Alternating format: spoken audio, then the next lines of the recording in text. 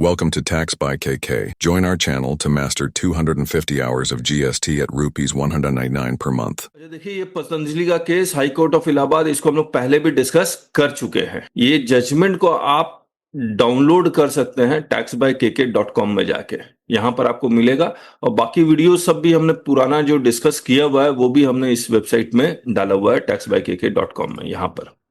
लेकिन इसमें कुछ चीजें थी जो हम लोग फंस रहे थे कि सेक्शन 74 ड्रॉप हो गया तो 122 भी ड्रॉप हो जाना चाहिए for wrongful availment of ITC. इससे रिलेटेड एक सर्कुलर है 171, इसको एक बार हम लोग ना दोबारा डिस्कस करते हैं। आप समझिए, देखिए, ये एक तो इशू 1 था जहां पर रजिस्टर्ड पर्सन ए इनवॉइस इशू करता है without underline supply of goods और सर्विसेज और बोथ। तो ए के अगेंस्ट कौन सा प्रोसीडिंग चलेगा? तो इसमें लिखा हुआ है कि ए के अगेंस्ट जो प्रोसीडिंग चलेगा वो 122 सबसेक्शन 1 क्लॉज 2 का चलेगा, क्योंकि इससे हम टैक्स मांग नहीं सकते, क्योंकि there is no actual supply of goods और सर्विसेज। इसके बाद इशू 2 और इशू 3 में खास फर्क है, वो समझिएगा। ये कहता है कि A registered person A has issued a tax invoice to another registered person B. B ने उस फेक इनवॉइस के बेसिस पे क्रेडिट अवेल कर लिया। उसके बाद बी क्या करता है, जो मैंने बोल्ड किया हुआ ये इंपॉर्टेंट है, be further issue invoice along with underline supply of goods और सर्विसेज और बोथ। तो बी जब फर्दर इनवॉइस इशू कर रहा है तो वो फेक इनवॉइस इशू नहीं कर रहा है, फेक इनवॉइस के बेसिस पे क्रेडिट क्लेम कर रहा है। लेकिन जो पास ऑन कर रहा है वो एक्चुअल सप्लाई ऑफ गुड्स और सर्विसेज कर रहा है। तो be further issues invoice along with underlying supply of goods or services or both to his buyers, underlying supplying, and utilizes ITC availed on the basis of above mentioned invoice issued by A, और A का fake ITC utilise करके इसका payment कर रहा है। Correct है। अब B के अगेंस्ट सेक्शन 74 की प्रोसीडिंग चलेगी, A के अगेंस्ट क्लॉज 2 की प्रोसीडिंग चलेगी, यही लिखा हुआ है। अब 3 में आते हैं। 3 में देखिए हमने क्या लिखा है, इसके heading availed fake ITC and fake outward supply. अब देखिए क्या कर रहा है, ए ने अगेन फेक इनवॉइस इशू किया, बी अवेल सेड आईटीसी, लेकिन बी ने फर्दर इस आईटीसी को पास ऑन कर दिया bye issuing invoice without underlying supply of goods और सर्विसेज। यहां पर था with underlying supply of goods और सर्विसेज, यहां पर without underlying supply of goods और सर्विसेज। ऐसे केस में बी के अगेंस्ट सेक्शन 74 नहीं चलेगा, वो उसके अगेंस्ट 2 प्रोसीडिंग चलेगी, पहला क्लॉज 2 की, दूसरा क्लॉज 7 की। तो क्लॉज 2 की फेक इनवॉइस इशू कर रहा है, क्लॉज 7 की फेक आईटीसी पास ऑन कर रहा है, यही है ना। तो बेसिक डिफरेंस यही है। ठीक है। अब एक सवाल यही आता है कि how to identify this fake outward supply and fake ITC. Department कैसे आइडेंटिफाई करेगा कि बी ने फेक आईटीसी अवेल किया है, फिर बी को कैसे आइडेंटिफाई करेगा there is a fake outward supply? Anyone, any idea? इसके लिए फेक आईटीसी इन्वॉल्व है या नहीं है, उसके लिए वो जीएसटीआर 2 भी चेक करेगा एंड 2A चेक करेगा। फेक आउटवर्ड सप्लाई है या नहीं है, उसके लिए जीएसटीआर 1 चेक करेगा। अब suppose there are 3 invoices, 3 invoices में ये जेन्युइन है या फिर डाउट है लेकिन एविडेंस अवेलेबल नहीं है। ये फेक आईटीसी है, ये याद रखिएगा 2A 2B का है, फेक है, ये भी फेक है। इसमें 100 रुपया इन्वॉल्व है, इसमें 200 रुपया इन्वॉल्व है, टोटल 300 रुपया हो गया। फेक आउटवर्ड सप्लाई में जीएसटीआर 1 चेक करेगा, इसमें इनवॉइस 1, इनवॉइस 2, इसमें भी इनवॉइस 3 है। ये मान लीजिए जेन्युइन है। ये जो इनवॉइस 2 है इसमें मान लीजिए 50 रुपया है, इसमें मान लीजिए 70 रुपया। कैसे होगा बताएंगे आप? बी के अगेंस्ट सेक्शन 74 की प्रोसीडिंग या 122 की प्रोसीडिंग, और 122 में क्लॉज 2 की प्रोसीडिंग या क्लॉज 7 की प्रोसीडिंग, क्या चलेगा? Fake outward supply. तो इनवॉइस 2 एंड इनवॉइस 3 में 50 rupees is fake outward supply and 70 rupees is fake outward supply, और इसका एविडेंस भी अवेलेबल है। कैसे पता लगा होगा? सिर्फ इनवॉइस को देख के नहीं पता लगा होगा, जो पार्टी है उससे जो रिसिपिएंट इसका जिसको इशू किया गया उसके यहाँ रेड हुई होगी, ई वे बिल चेक किया गया होगा और तमाम ऐसी चीजें बैंक अकाउंट वगैरह वगैरह चेक करके ये पता लगाया गया होगा कि इनवॉइस 2 और इनवॉइस 3 फेक है। तो मान लीजिए यहां पर 120 रुपीस की प्रोसीडिंग शुरू हो गई। अब इसने फेक आईटीसी अवेल कितना किया, 100 + 200 कितना, 300 रुपीस इसने अवेल किया है। और ये भी वैसे ही तमाम चीजें एविडेंस इकट्ठा करेगी डिपार्टमेंट, तभी पता लगेगा। और इस 300 रुपए के अगेंस्ट क्या सेक्शन 74 की प्रोसीडिंग शुरू होगी या नहीं होगी? 300 रुपए के अगेंस्ट इसने 300 रुपए अवेल किया, 120 पास ऑन कर दिया, तो क्या यहां भी 120 ही होना चाहिए फिर तो? और बाकी 180 रुपए 74 में होना चाहिए। क्या कहते हैं आप? सर टोटल आउटवर्ड सप्लाई की आईटीसी की लायबिलिटी कितनी है? 50 + 70। 70। Want to master GST litigation? Join our YouTube channel today. Simply click the subscribe button and then hit join. Once you click join, you'll find 5 levels to choose from. Start with just for $199 to learn the basics of GST, or go for $599 to dive into handling GST notices like a pro. We promise you the best GST learning experience. Join now and take your GST knowledge to the next level. अच्छा, total invoice 1 की तो मैंने check नहीं किया। Invoice 1 की मान लीजिए 400 liability है जो जेन्युइन निकल गई। और इनवर्ड सप्लाई की आईटीसी टोटल? इनवर्ड सप्लाई की आईटीसी मान लीजिए 300 रुपए है, 300, 200 और ये एक 600 रुपए। मीन्स जो 100 और 200 वो 300 है फेक वाली। हाँ, वो अगर जेन्युइन सप्लाई में यूज हुई है तो ही 74 का होगा, अदरवाइज नहीं। क्या चीज? 74 की प्रोसीडिंग स्टार्ट होगी। क्या क्या क्या फिर से कहिए। 300 जो फ्रॉड वाली आईटीसी है इनवर्ड सप्लाई की, हाँ, वो अगर जेन्युइन सप्लाई के सामने एडजस्ट हुई है, हाँ, तो ही उसके सामने 74 की हो सकती है, अदरवाइज नहीं। तब अगर अदरवाइज नहीं होगी, है ना? अब देखिए ये 300 रुपए का फेक आईटीसी और आउटवर्ड सप्लाई जो कर रहा है वो सिर्फ 120 कर रहा है। तो 300 रुपए में से आउटवर्ड सप्लाई में तो सिर्फ 120 रुपए एडजस्ट हुआ है। हाँ जितेंद्र जी, 300 रुपए में से सिर्फ 120 रुपए एडजस्ट हुआ है। तो 120 रुपए यहाँ, 120 रुपए यहाँ, बाकी जो 120 रुपए, हाँ 120 रुपए और 180, मतलब 180 रुपए जेन्युइन सप्लाई में एडजस्ट हुआ है, ऐसा बोल रहे हैं ना आप? कि पड़ी है आईटीसी। यस, हाँ, जेन्युइन सप्लाई में एडजस्ट हुआ होगा या अवेल करके पड़ा हुआ होगा। अगर पड़ा हुआ है तो 74 की नहीं हो सकती, अगर जेन्युइन सप्लाई में एडजस्ट हुआ है तो ही हो सकती है। क्यों? तो अगर फेक में भी एडजस्ट हुआ है तो भी नहीं हो सकती। नहीं, फेक आईटीसी को रिवर्स नहीं करवाएगा जितेंद्र जी। एंड यूटिलाइज्ड वर्ड है, मतलब तो उसके 74 नहीं आएगा, 73 आएगा। नहीं, खैर कोई बात नहीं, 73 या 74 या फिर 122 आएगा। एक्चुअली 73 भी नहीं आएगा, 122 ही आएगा सीधा। तो यहाँ सीधे 300 आएगा। कहाँ पे? ये क्लॉज 2 में फेक आईटीसी। 300, यस, 122 में आएगा। नहीं, सॉरी, फेक आईटीसी अवेल किया है ना, तो ये 7 में आएगा सारा 300 रुपया। अवेल और हाँ 7 में आएगा, यस। ओके, इसीलिए तो ये लोग 74 इश्यू नहीं करते, अब 122 7 में ही लेते हैं। तो 70 फिर इसीलिए पतंजलि में इसीलिए 74 ड्रॉप हो गया है ना उनका। ठीक है, अब पतंजलि देखते हैं, है ना? हम लोग इस पे और डिस्कशन कर सकते हैं कौन सा किस में आएगा, लेकिन जो भी सुन रहे हैं they have to take the decision. अब देखिए, पतंजलि आयुर्वेद के अगेंस्ट आईजीएसटी का जो अमाउंट था वो 9 करोड़ रुपया था 74 में। ये इन्होंने ड्रॉप किया और सीधे जो पेनल्टी लगाई क्लॉज 2 में, जो fake outward supply passing off irregular ITC 38 crore और penalty should not be availing of ITC, ये भी 38 करोड़।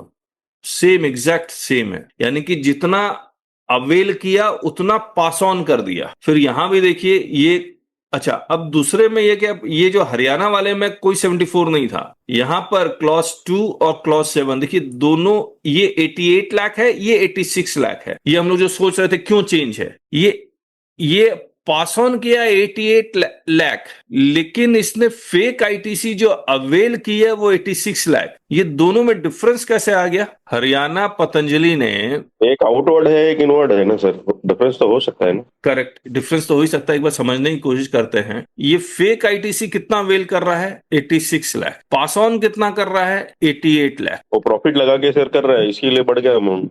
ओके, प्रॉफिट लगा के कर रहा है, ठीक बात है। सर जो सर्कुलर था जिसमें कंडीशन दिया था A B C, उसी हाँ के हिसाब से तो ये फिट हुआ है सर ये केस। हाँ, पिछले बार हमें थोड़ी समझने में दिक्कत हो रही थी कैसे फिट किया है। Now it is crystal clear. Clause 2 में देखिए, ये कहाँ का, महाराष्ट्र में क्लॉज 2 11 करोड़ पास ऑन किया है, अवेल कितना किया है, 10। ठीक है, फर्स्ट क्लास, फर्स्ट क्लास, ठीक है, ये डन है। अब हम लोग एक चीज और डिस्कस कर लेते हैं। अब एक बात बताइए, अब इस केस में ये पतंजलि बचता कैसे? क्योंकि 122 की प्रोसीडिंग तो डिपार्टमेंट ने इशू शुरू की थी। अब कोर्ट में अगर ये समझाने में लॉयर अगर जज को ये समझाने में सक्षम हो जाता है कि 122 की जो पेनल्टी की प्रोसीडिंग है वो डिपार्टमेंट के पास जुरिडिक्शन है ही नहीं, वो जुरिडिक्शन फर्स्ट क्लास मजिस्ट्रेट के पास है, तो ये केस पतंजलि जीत सकता था। तो जीएसटी केस एनालिसिस ऑब्वियसली ये एआई से ही जनरेटेड है, पेनल्टी अमाउंट, ये सब फैक्ट्स है। अब इसमें देखिए पिटिशनर स्ट्रैटेजिक आर्ग्यूमेंट्स क्या थे। Different forum for adjudication. If section 122 were criminal in nature, penalties could only be imposed by criminal court after proper trial, not by GST department through administrative orders. This would shift the matter from departmental adjudication to the judicial system. Higher burden of proof हो जाता अगर criminal का हो जाता तो beyond reasonable doubt, civil standard preponderance of probability. The criminal standard would make it significantly harder for the department to sustain the penalty. Criminal proceedings provide constitutional safeguards under Article 20, protection against ex post facto laws, double jeopardy, self-incrimination, Article 21, right to fair trial. These protections don't apply to civil penalties. The petitioner argued that criminal nature would require prior sanction from the commissioner, trial by magistrate of first class, following criminal procedure code requirements, proper investigation and evidence collection procedures. Supporting arguments for criminal nature, the petitioner's counsel built an elaborate argument pointing to various indicators. Section heading mention offense. Many provisions overlap with section 132. Uses term like aiding and abetting. Requires mens rea for violation, no proper officer mentioned, unlike other penalty provisions. The court ultimately rejected these arguments, finding that section 122 imposes civil liability through penalties that can be adjudicated by GST department, while section 132, 138 deal with criminal prosecutions against court trials. Court reasoning, the decision preserved the GST's law structures of having both civil penalties and criminal prosecution as separate enforcement mechanism for different types of violation. फिर reasoning ये सब लिखा हुआ है, term courts analysis, section 122 uses the word penalty, 132 uses the word punishment. तो penalty अगर लिखा हुआ है तो सिविल रेमेडी है, पनिशमेंट लिखा हुआ है तो क्रिमिनल है। Heading analysis, penalty for certain offences, punishment for certain offences. फिर statutory scheme analysis, 122 to 130 deal with penalties, 131 create separation, 132 to 138 deal with criminal proceedings. Prior sanction requirement, require commissioner sanction, ये सब no such requirement इसमें 122 में। Adjudicating authority में 122 का reference 142 में आता है, जहां पर वो DRC 01 या DRC 07 इशू कर सकता है।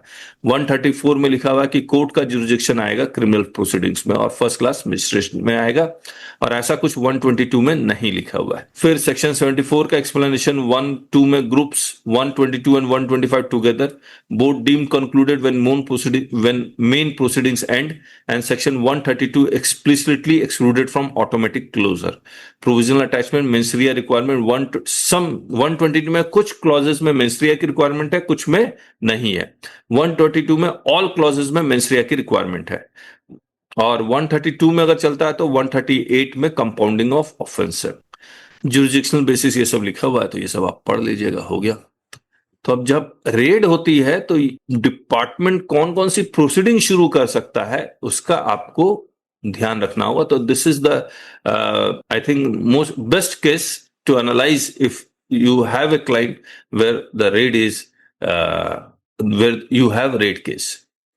Anyone, any opinion? सर ये केस का क्या हुआ? 122 का पेनल्टी लगा दिया है, हाँ, तो उसके बाद अब इनको पेनल्टी तो पेड करना ही पड़ेगा ना, मतलब Correct. और कुछ रेमेडी है इनके पास? नहीं, अब सुप्रीम कोर्ट में भले चैलेंज हो जाए, लेकिन चांस बहुत कम है। चैलेंज करके भी क्या करेंगे सर? सर्कुलर में तो जो क्लियर कट है उसी हिसाब से नहीं, उन्होंने बट प्रोसीडिंग सर्कुलर किया इज है। Not binding on the tax payer ना। सर्कुलर तो बाइंडिंग नहीं है, तो चैलेंज तो हो ही सकता है। लेकिन ऑफिसर ने जो प्रोसीडिंग की वो सही तो की है 122 में, क्योंकि नहीं, ये ए और सी में फॉल हो रहे थे, इसी के लिए उसने पेनल्टी भी ए और सी के हिसाब से लगाई है। करेक्ट, ठीक है। और नहीं कोई? सर, ये भी बोगस कर रहे थे क्या? ये भी जो कर रहे थे पतंजलि वाले? हाँ, बड़ी बड़ी कंपनियां को हमने देखा है बोगस करते हुए। नाम नहीं ले सकता, लेकिन है, देर आर। कोर्ट में आ जाएगा तो बता देंगे। सर इनके भी सर्च हुआ था क्या? हाँ, सर्च हुआ था, तभी तो आया है। पतंजलि के पास हुआ था या उनके जो परचेज जिनसे किए थे उनसे? नहीं नहीं, सब पे हुआ होगा। डीजीजीआई इन्वॉल्व था ना। सर्च दिल्ली की सर 2 पार्टी इसको पे हुआ, पकड़ा फिर कैसा गया रहेगा? सर वही कह रहा इन्होंने हूँ। इन्होंने इन्होंने जो परचेस किया रहेगा वो उनका पार्टी का शायद एबिनिशो नंबर कैंसिल हुआ है, तभी तो मालूम पड़ा पतंजलि के पास आए वो। करेक्ट।